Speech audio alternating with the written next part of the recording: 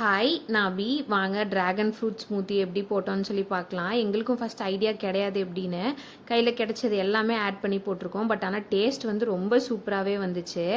நீங்கள் next time dragon fruit cut பண்ணும்போது இந்த மாதிரி ஹாஃபாக கட் பண்ணிவிட்டு அதோட ஸ்கின்னை மட்டும் ஒரு கோடு போட்டு திரும்ப கட் பண்ணி பாருங்கள். ரொம்ப சாட்டிஸ்ஃபையிங்காக இருக்கும் இந்த மாதிரி கட் பண்ணும்போது. தோல் எல்லாமே பீல் பண்ணி எடுத்துகிட்டு சின்ன சின்ன பீஸாக கட் பண்ணதுக்கப்புறம் மிக்ஸி ஜாரில் ஆட் பண்ணிக்கிட்டோம்.